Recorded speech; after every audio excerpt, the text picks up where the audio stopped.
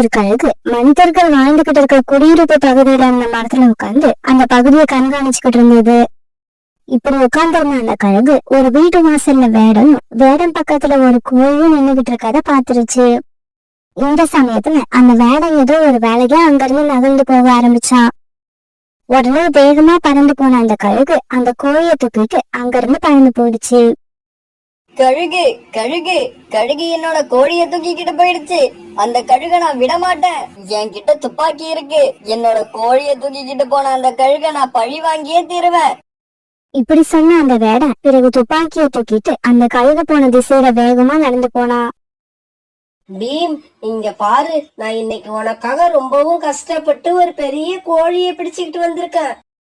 அம்மா, எனக்கு இதெல்லாம் பிடிக்கவே இல்ல.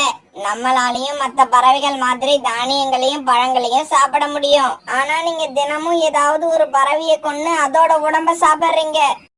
பீம், நீ இப்படி எல்லாம் பேசக்கூடாது.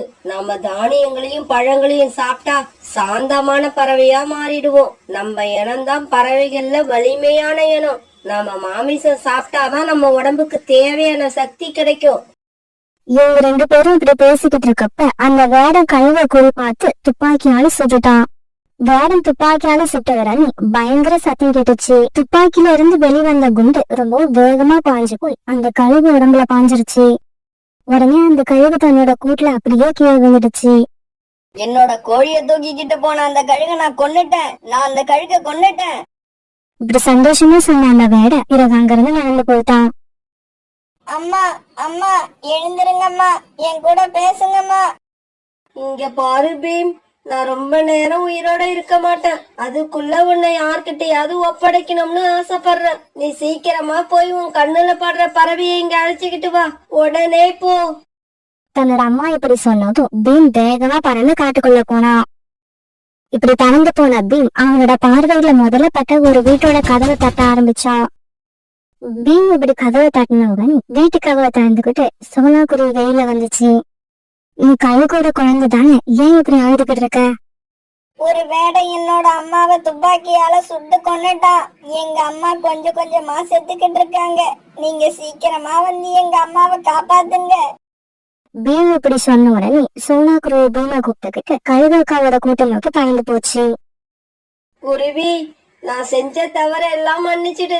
என்னோட குழந்தை அனாதையா நிக்கிறான். அவனை நீதான் காப்பாத்தணும். நான் இறந்து போன உடனே என் குழந்தை ஆதரவு இல்லாம நிக்க கூடாது. கழுகக்கா, அழாதீங்க, உங்களுக்கு ஒண்ணும் ஆகாது. நான் போய் டாக்டர் அழைச்சிட்டு வரேன். இல்ல குருவி, என்னோட முடிவு எனக்கு தெரிஞ்சு போயிடுச்சு. நான் இறந்து போயிடுவேன். என்னோட பையனை நீதான் காப்பாத்தணும். தயவு செய்து அவனை தனியா விட்டுடாத. இப்படி சொல்லிட்டு இருக்கும் போதே அந்த கழுகோட கனவு மூடிக்கிச்சு. அந்த கழுகோட உயிரும் அதை விட்டு போயிடுச்சு. அந்த கழுகு எழுந்ததை பார்த்துட்டு சோனாக்குருவியோட கண்கள்ல இருந்து கண்ணீர் வர ஆரம்பிச்சது. மகனே, உன்னுடைய பேர் என்ன? என்னோட பேர் பீம். பீம், நீ என் கூட வா. இந்த நிமிஷத்துல இருந்து உனக்கு நான் தான் அம்மா. இப்படி சொன்ன சோனாக்குருவி பிறகு பீமை தன்னோட வீட்டுக்கு அழைச்சிட்டு போச்சு. பிறகு பீம் சோனாக்குருவியோட அந்த வீட்லயே தங்க ஆரம்பிச்சான். இப்படியே சில நாட்கள் நகர்ந்துச்சு. குக்கு, நீ பீம் கூட விளையாண்டுகிட்டே இரு. அம்மா போய் உணவு தேடி எடுத்துக்கிட்டு வரேன். அம்மா, பீம் அவனோட நகத்தை வச்சு என்ன காயப்படுத்துறான். அம்மா, நான் ஒண்ணு வேணும்னா அவனை காயப்படுத்தல. அவன் எனக்கு தொல்லை கொடுக்கறப்பதான் நான் அப்படி செய்வேன். குக்கு, பீம், நீங்க 2 பேரும் சண்டை போட்டுக்க கூடாது. எப்பவும் அன்பா இருக்கணும். இப்படி சொல்லிட்டு சோனாக்குருவி உணவு தேட பறந்து போச்சு. குக்கே, வா, நாம விளையாட போகலாம். நான் உன் கூட விளையாட வர மாட்டேன். நீ என்னோட சகோதரன் கிடையாது. குக்கு தன்னோட மனசுல பீம சகோதரனா ஏத்துக்கவே இல்ல. அதுக்கு காரணம் குக்குவுக்கு பக்கத்து வீட்டுல வசிக்கிற கோரிக்காவும் சமயம் கிடைக்கிறப்பெல்லாம் பீம பத்தி தப்பு தப்பா குக்கு கிட்ட சொல்லி அவன் மேல அன்பை வராம பாத்துக்கிச்சு. இங்க பாரு குக்கு, பீம் ஒரு கழுகோட குழந்தை. என்னைக்கு இருந்தாலும் ஒரு நாள் அவன் உன்னை கடிச்சு கொன்னுடுவான். அதனால நீ அவன்கிட்ட எப்பவும் ஜாக்கிரதையா பழகணும். ஆண்டி, எதுக்காக இப்படிப்பட்டவன அம்மா எங்க வீட்ல கொண்டு வந்து வச்சிருக்காங்க? நான் இன்னைக்கு அம்மா கிட்ட சொல்லி அவனை வீட்டை விட்டு வெளியே அனுப்ப போறேன். அன்னைக்கு சாயங்காலம் உணவு தேட போன சோனாக்குருவி தன்னோட வீட்டுக்கு திரும்பி வந்துச்சு. சோனாக்குருவி தன்னோட வீட்டுக்கு வந்து பார்த்தப்ப குக்குவோட ரெக்கையில இருந்து ரத்தம் வந்துகிட்டு இருந்தது. அந்த ரத்தத்தை பார்த்ததும் பீம் தான் குக்குவோட கையில காயத்தை உண்டாக்கி இருக்கான்னு சோனா குருவியால புரிஞ்சுக்க முடிஞ்சது. உடனே சோனா குருவிக்கு ஆத்திரம் வர ஒரு கம்பை எடுத்து பீம் அடிக்க ஆரம்பிச்சது. உன்னை நான் என்னோட வீட்டுக்கு அழைச்சிட்டு வந்து பெரிய தப்பு பண்ணிட்டேன். உன் மேல நான் அன்பு வச்சு எவ்வளவு உதவி பண்றேன். ஆனா நீ மறுபடியும் குக்குவ காயப்படுத்திக்கிட்டே இருக்க. அம்மா அம்மா என்ன பீம் காயப்படுத்தல. நான் நதிக்கரைக்கு விளையாட போனப்ப அங்க இருந்த முள்ளு என்னோட ரெக்கையில குத்திடுச்சு. குக்கு சொன்னதை கேட்ட சோனா குருவி பீம் அடிச்சதை நினைச்சு ரொம்பவும் வெக்கப்பட்டுச்சு. அதோட கண்கள்ல இருந்து கண்ணீர் வந்தது. பீம் என்ன மன்னிச்சுடுடா, நீதான் காயப்படுத்திட்டேன்னு நினைச்சு நான் உன்னை அடிச்சிட்டேன். ஆமா, நான் அடிக்கும் போது இதை நான் செய்யலன்னு சொல்லாம நீ எதுக்காக வாய மூடிட்டு மௌனமா இருந்த? அம்மா நீங்க என்னோட அம்மா. நீங்க என்ன எது வேணாலும் செய்யலாம். என்ன அணைக்கிறதுக்கு உங்களுக்கு எப்படி உரிமை இருக்கோ அதே மாதிரி என்ன அடிக்கிறதுக்கும் உங்களுக்கு உரிமை இருக்கு. நீங்க என்ன எவ்வளவு வேணாலும் அடிக்கலாம். நான் எதுவுமே பேச மாட்டேன். உடனே சோனா குருவி பீமை தூக்கி தான் நெஞ்சோட அணைச்சுக்கிச்சு. தன்னோட அம்மா பீம் கிட்ட இவ்வளவு அன்பா இருக்கிறது குக்குவுக்கு பிடிக்கவே இல்ல. அதனால அவன் முகத்தை வேற பக்கம் திருப்பிக்கிட்டான். அன்னைக்கு ராத்திரி அந்த காட்டுல இருந்த ஆந்தைகள் ஒரு இடத்துல கூட்டமா கூடுனாங்க. இங்க பாருங்க, நமக்குன்னு ஒரு காடு இல்லாததாலதான் நாம இப்படி குகையிலயும் இருட்டான இடத்துலயும் வாழ வேண்டியது இருக்கு. ஆமா, நாம இந்த காட்டுல உள்ள எல்லா பறவைகளையும் அடிச்சு விரட்டிட்டா இந்த காடு நமக்கே சொந்தமாயிடும். நமக்குன்னு ஒரு காடு இருந்தாதான் நம்மளையும் 4 பேர் மதிப்பாங்க. அப்படின்னா கையில கிடைச்ச ஆயுதங்களை எடுத்துக்கிட்டு வாங்க. இப்பவே போய் இந்த காட்டுல இருக்க பறவைகளோட வீட்டை எல்லாம் அடிச்சு உடைச்சிட்டு வருவோம். இப்படி பேசிக்கிட்ட ஆந்தைகள் பிறகு ஆயுதங்கள் எடுத்துக்கிட்டு பறவைகளோட வீட்டை நோக்கி பறந்து போனாங்க. இப்படி போன ஆந்தைகள் அந்த காட்டுல இருந்த பறவைகளோட வீட்டையெல்லாம் அடிச்சு உடைக்க ஆரம்பிச்சாங்க. உடைக்காதீங்க, உடைக்காதீங்க, என்னோட வீட்டை உடைக்காதீங்க. இப்படி வீட்டை உடைச்சிட்டீங்கன்னா நானும் என்னோட குடும்பமும் எங்க போவோம்? எங்கேயாவது போங்க, அத பத்தி எங்களுக்கு கவலை இல்ல. ஆனா நீங்க இனிமே இந்த காட்டுல இருக்க கூடாது. இது இனிமே எங்களோட காடு. இப்படி போன ஆந்தைகள் காங்களோட வீட்டையும் உடைச்சு எரிஞ்சிட்டாங்க. அதனால காங்கள் வீட்டுக்கு வெளியில உட்கார்ந்து அழுதுகிட்டு இருந்தாங்க. அடப்பாவிகளா, நாங்க இந்த வீட்டை கட்டி முழுசா 2 மாசம் கூட ஆகல, அதுக்குள்ள இந்த வீட்டை இடிச்சு தள்ளிட்டீங்க. ஏய் காகமே, வாய முடிக்கிட்டு பேசாம இரு. இந்த மாதிரி ஏதாவது பேசிக்கிட்டே இருந்தா உங்க 2 பேரையும் கொன்னு போட்டுடுவோம். பிறகு அந்த ஆந்தைகள் எல்லாரும் சோனாகுருவோட வீட்டை உடைக்கிறதுக்காக அங்க போனாங்க. ஆனா பீம் வீட்டுல இருந்து வெளியில வந்து அந்த ஆந்தைகள் கூட வாக்குவாதம் பண்ண ஆரம்பிச்சா. உங்களுக்கு உயிர் வேணும்னா இங்க இருந்து ஓடிடுங்க. நான் இங்க இருக்கிற வரைக்கும் உங்களால இந்த வீட்டை எதுவும் பண்ண முடியாது. பீம், அவங்க கிட்ட எதுவும் பேசாத, நம்ம யார்கிட்டயும் சண்டை போட வேண்டாம். இந்த ஆந்தைகள் எல்லாரோட வீட்டையும் இடிச்சு தள்ளிட்டாங்க. நாமளும் நம்ம வீட்டை காலி பண்ணிட்டு போயிடுவோம். அம்மா, நாம போக கூடாதுமா. நாம இந்த வீட்டுல தான் இருக்கணும். இந்த ஆந்தைங்களை பார்த்து நீங்க பயப்படாதீங்க. இப்படி சொன்ன பீம் அந்த ஆந்தைகள் மேல பாஞ்சு சண்டை போட ஆரம்பிச்சா. பிறகு ஆந்தைகளுக்கும் பீமுக்கும் சண்டை நடக்க ஆரம்பிச்சது. பீம் கிட்ட அடி வாங்க முடியாத ஆந்தைகள் பிறகு அந்த காட்டை விட்டு பறந்து போயிட்டாங்க. பீம், நீ அந்த ஆந்தைகளை அடிச்சு பரட்டி நம்ம வீட்டை காப்பாத்திட்ட. இன்னை எப்படி பாராட்டுறதுன்னு தெரியல. இன்னைக்கு குக்குவும் தன்னோட சகோதரனை நினைச்சு ரொம்பவும் பெருமைப்பட்டான். பீம், என்ன மன்னிச்சிடு.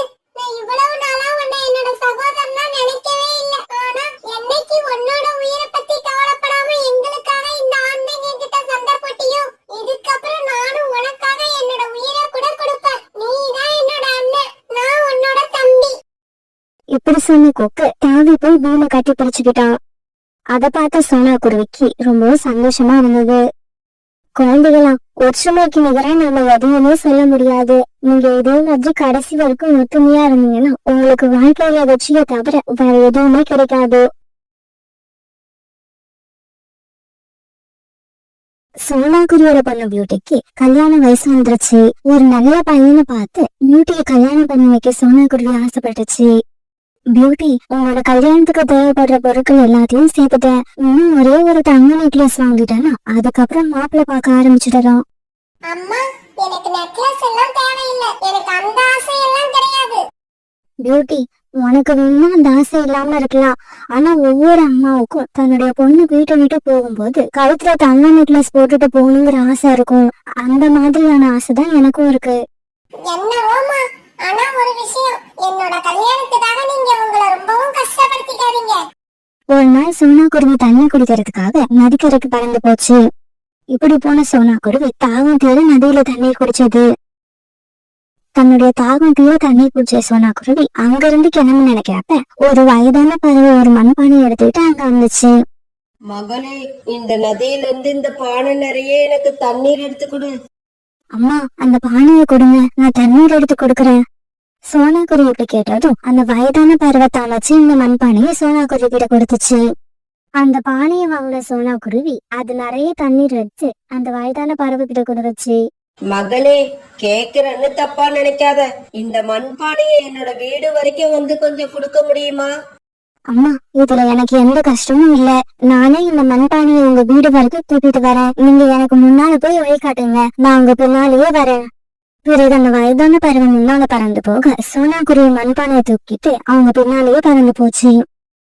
இப்ப தண்ணீர் பானையை எடுத்துட்டு போன சோனா குருவி இப்ப தண்ணீர் பானையை அந்த வயதான பறவையோட வீடு வரைக்கும் எடுத்துட்டு போயிடுச்சு. அம்மா, தண்ணீர் பானையை எங்க வைக்கணுமோ வச்சுட்டேன், அப்ப நான் கிளம்புறேம்மா. மகளே, கொஞ்சம் பொறுமா. என்கிட்ட உபயோகம் இல்லாமல் சில பொருட்கள் இருக்கு, அத உனக்கு கொடுக்கறேன். இப்படி சொன்ன அந்த வயதான பறவை வீட்டுக்குள்ள போய் ஒரு மூட்டையை எடுத்துட்டு வந்துச்சு. பிறகு அந்த மூட்டையை சோனா குருவி கிட்ட கொடுத்துச்சு. அம்மா, இந்த மூட்டைக்குள்ள என்னம்மா இருக்கு? மகளே, இந்த மூட்டையை நீ வழியில எங்கேயும் திறந்து பார்க்க கூடாது. வீட்டுக்கு எடுத்துட்டு போய் தான் திறக்கணும். அதுக்குள்ள உனக்கு தேவையான பொருட்கள் நிறைய இருக்கு. அந்த வயதான பறவை இப்படி சொன்ன உடனே சோனா குருவி அந்த மூட்டையை எடுத்துக்கிட்டு அங்க இருந்து பறந்து போச்சு. இப்படி தன்னோட வீட்டுக்கு பறந்து போய்கிட்டு இருந்த சோனா குருவிய வழியில ஒரு இடத்துல கோரிக்காவும் தடுத்து நிறுத்துச்சு. சோனா, இது என்ன மூட்டை? கோரியக்கா, ஒரு வயதான பறவையை நதிக்கரையில பார்த்தேன். அவங்களால தண்ணீர் பானையை அவங்க வீட்டுக்கு தூக்கிட்டு போக முடியல. பிறகு நான் தான் தண்ணீர் பானையை அவங்க வீடு வரைக்கும் தூக்கிட்டு போய் கொடுத்தேன். அதுக்காக இந்த மூட்டையை அவங்க எனக்கு பரிசா கொடுத்தாங்க. அப்படியா? இந்த மூட்டைக்குள்ள என்ன இருக்கு? இந்த மூட்டைக்குள்ள என்ன இருக்குன்னு எனக்கு தெரியாது. நான் இன்னும் இதை பிரிச்சு பார்க்கவே இல்லை. அப்படியா? அப்படின்னா இந்த மூட்டையை இப்பவே திறந்து பாப்போம். இதுக்குள்ள கண்டிப்பா ஏதாவது அதிசயமான பொருள் தான் இருக்கும். இல்ல கோரியக்கா, அவங்க இந்த மூட்டைய வழியில எங்கேயோ திறந்து பார்க்க கூடாது, வீட்டுக்கு போய் தான் திறந்து பார்க்கணும்னு சொல்லியிருக்காங்க. அப்படியா? இந்த மூட்டைக்குள்ள என்ன இருக்குன்னு தெரிஞ்சுக்கலன்னா எனக்கு தலையே வெடிச்சிடும் போல இருக்கு. நானும் உன் கூட வீட்டுக்கு வரேன். இந்த மூட்டைக்குள்ள என்ன இருக்குன்னு நான் பார்த்தே ஆகணும். புதுசான கோரிக்காவும் பிறகு சோனா குருவி கூட அது வீட்டுக்கு பறந்து போச்சு. இப்ப சோனா குருவி வீட்டுக்கு வந்து சேர்ந்துருச்சு. அது கூடவே கோரிக்காவும் வந்திருந்தது. பிறகு அந்த மூட்டையை பிரிச்சு பார்த்ததும் அங்க இருந்த எல்லாரும் அதிர்ச்சி ஆயிட்டாங்க. ஏன்னா அந்த மூட்டைக்குள்ள இருந்த ஒரு பாத்திரத்துல நிறைய தங்க நகைகளும் பொற்காசுகளும் இருந்துச்சு. அத பார்த்தா கோரிக்காகத்தோட வாய் ரெண்டா பிளந்துச்சு. அதோட கண்கள் ரெண்டும் வெளியில வந்துருச்சு. பியூட்டி, இது எல்லாம் என்னால நம்பவே முடியல. இதுல இருக்கிறது எல்லாம் தங்கம் மாதிரி இருக்கு. ஒருவேளை இதெல்லாம் உண்மையாவே தங்கமா இருக்குமா? பின்ன என்ன, இதுல உள்ளதெல்லாம் இரும்புன்னு நினைச்சியா? எல்லாமே சொக்க தங்கம் தான். சோனா, உனக்கு இவ்வளவு பெரிய அதிர்ஷ்டம் அடிக்கும்னு நான் நினைக்கவே இல்ல. அம்மா, நீங்க எவ்வளவு பேருக்கு உதவி செஞ்சிருக்கீங்க. அதனால கடவுள் இப்ப உங்களுக்கு உதவி செஞ்சிருக்கிறாரு. இதையெல்லாம் பார்த்து வயிற்றுச்சலான கோரிக்காவும் அங்க இருந்து தன்னுடைய வீட்டுக்கு பறந்து போச்சு. இப்படி வீட்டுக்கு போன கோரிக்காவும் கணவர் காலுக்காகத்துக்கிட்ட நடந்தது எல்லாத்தையும் சொல்லுச்சு. காலுஜி, ஒரே ஒரு மண்பானையை தூக்கிக்கிட்டு போய் கொடுத்ததுக்காக ஒரு லூசு கேள்வி ஒரு பானை நிறைய தங்க காசுகளையும் நகைகளையும் அந்த சோனா குருவி கிட்ட கொடுத்துருக்கு. அத பார்த்ததுல இருந்து எனக்கு மயக்கமா வருது. கோரி, கவலைப்படாத. அந்த பாட்டி வீட்டுக்கு நாமளும் போறோம். அந்த பாட்டிக்கு தேவையான உதவியை பண்ணிட்டு நாமளும் ஒரு பாத்திரத்துல நிறைய தங்க நகைகளை வாங்கிக்கிட்டு வரோம். ஆமா காலுஜி, ஆமா. அப்படி தங்க நகைகளை வாங்கிட்டு வந்தாதான் என்னால நிம்மதியா தூங்க முடியும். இப்படி பேசிக்கிட்ட காலுக்காகவும் கோரிக்காகவும் அந்த வயதான பறவை வீட்டை நோக்கி பறந்து போனாங்க. அந்த வயதான பறவை வீட்டுக்கு போன காங்கள் ரெண்டு பேரும் வாசல்காக தட்ட ஆரம்பிச்சாங்க. காகங்களே, நீங்க யார பாக்கிறதுக்காக வந்தீங்க? அம்மா, நாங்க இங்க இருந்து ரொம்ப தூரம் உள்ள காட்டுக்கு போய்கிட்டு இருக்கோம். நாங்க போற வழியில யாருக்காவது உதவி தேவைப்பட்டா அந்த உதவியை செஞ்சு கொடுத்துட்டு தான் போவோம். ஆமாமா, இந்த காட்டுக்கு வந்த உடனே இந்த வீட்டுல ஒரு வயதான பறவை வசிக்கிறதா கேள்விப்பட்டோம். அதனாலதான் உங்களுக்கு ஏதாவது நாங்க உதவி செய்யணுமான்னு கேட்டுக்கிட்டு எங்க பயணத்தை தொடங்கலாம்னு இருக்கோம். காகங்களே, நாமளே போய் உதவி கேட்டா கூட செய்ய மறுக்கிற இந்த காலத்துல நீங்களா என்ன வந்து ஏதாவது உதவி செய்யணுமான்னு கேக்குறீங்க. எனக்கு ரொம்ப ஆச்சரியமா இருக்கு. அம்மா, நாங்க பிறந்ததே மத்தவங்களுக்கு உதவி செய்யறதுக்காக தான். உங்களுக்கு ஏதாவது உதவி தேவைப்பட்டா சீக்கிரம் சொல்லுங்க. அதை செஞ்சுட்டு நாங்க எங்க பயணத்தை கண்டினியூ பண்ணணும். காகங்களே, இப்ப எனக்கு எந்த உதவியும் தேவையில்லை, நீங்க கிளம்பலாம். அம்மா, இப்படி சொன்னா எப்படி? அட்லீஸ்ட் ஒரு பானை தண்ணியாவது எடுத்துக்கிட்டு வந்து கொடுத்துட்டு போறோம். மகளே, பானையில நிறைய தண்ணீர் இருக்கு, அதனால எனக்கு இப்ப தண்ணி அவசியம் இல்ல. அம்மா, நீங்க இப்படி எல்லாம் சொல்லக்கூடாது. அந்த பானை தண்ணியே இப்படி கொடுங்க. அது எத்தனை நாளைக்கு முன்னாடி எடுத்துக்கிட்டு வந்த தண்ணியோ அதை கீழே ஊத்திட்டு உங்களுக்கு புதுசா தண்ணி கொண்டு வந்து கொடுத்துட்டு போறோம். இப்படி சொன்ன காகங்கள் பிறகு அந்த பானையை வாங்கி அதுல இருந்து தண்ணீரை கீழே ஊத்திட்டு மறுபடியும் தண்ணீர் எடுக்கிறதுக்காக நதிக்கரைக்கு பறந்து போனாங்க. காலுஜி, இந்த பானையை கொண்டு போய் கொடுத்த உடனே இந்த கிழவி நமக்கு சோனா குருவிக்கு கொடுத்த மாதிரியே ஒரு மூட்டை கொடுக்குமா? கொடுக்கும். ஏன் கொடுக்காது? ஒருவேளை கொடுக்கலன்னா வீட்டுக்குள்ள போய் அங்க இருக்கிற மூட்டை எல்லாத்தையும் நாம தூக்கிக்கிட்டு போயிடுவோம். இப்படி பேசிக்கிட்ட காகங்கள் 2 பேரும் பிறகு அந்த தண்ணீர் பானையை தூக்கிட்டு வயதான பறவையோட வீட்டுக்கு வந்தாங்க. காகங்களே, நீங்க செஞ்ச உதவிக்கு ரொம்பவும் நன்றி. நீங்க திரும்பவும் இந்த பக்கம் வரும்போது என்ன வந்து பாத்துட்டு போங்க. எனக்கு ஏதாவது உதவி தேவைப்பட்டா சொல்றேன். நீங்க இப்ப கிளம்பலாம். என்னது, கிளம்பலாமா? அம்மா, நீங்க ஒரு விஷயத்த மறந்துட்டீங்கன்னு நினைக்கிறேன். ஏன்னா உங்களுக்கு ஏதாவது உதவி செஞ்சா உங்களுக்கு நீங்க ஒரு மூட்டையை கொடுத்து அனுப்புவது பழக்கம்னு கேள்விப்பட்டிருக்கேன். ஆமா, எல்லாருக்கும் கொடுக்கற மாதிரி எங்களுக்கும் ஒரு மூட்டையை கொடுங்க. நாங்க இப்பவே இடத்த காலி பண்ணிட்டு போயிடுவோம். காகங்களே, நான் உண்மையிலேயே மறந்துட்டேன். ஒரு நிமிஷம் இருங்க, உங்களுக்கு கொடுக்க வேண்டிய மூட்டையை எடுத்துக்கிட்டு வரேன். இப்படி சொன்ன அந்த வயதான பறவை பிறகு வீட்டுக்குள்ள போய் சோனா குருவிக்கு கொடுத்த மாதிரி ஒரு மூட்டையை கொண்டு வந்து கொடுத்துச்சு. அதை வாங்கிட்ட காகங்கள் 2 பேரும் பிறகு சந்தோஷமா அங்க இருந்து பறந்து போனாங்க. காலுஜி, இந்த மூட்டையில உள்ளது அப்படியே எனக்கு தான். கோரி, எதுவா இருந்தாலும் அதுல ஒரு நியாயம் வேணும். இதுக்குள்ள எது இருந்தாலும் அதை ஆளுக்கு பாதியா எடுத்துப்போம். என்னோட பங்கை வச்சு நான் என்ன தெரியுமா பண்ண போறேன்? அந்த பொற்காசுகளை வித்து நான் ஒரு மோட்டார் பைக் வாங்கிக்க போறேன். நான் என்ன தெரியுமா பண்ணுவேன்? என்னோட பங்கை வித்து நெக்லஸ், கம்மல், மூக்குத்தி, ஒட்டியானம் இப்படி விதவிதமா தங்க நகைகளை வாங்கி குவிப்பேன்.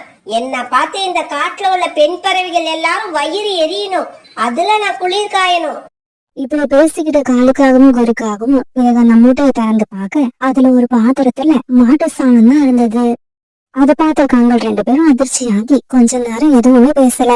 பிறகு ரொம்ப நேரத்துக்கு அப்புறம் கோரிக்காக இப்படி பேச ஆரம்பிச்சது. காலுஜி, நீங்க மோட்டார் பைக் வாங்க எப்ப போக போறீங்க?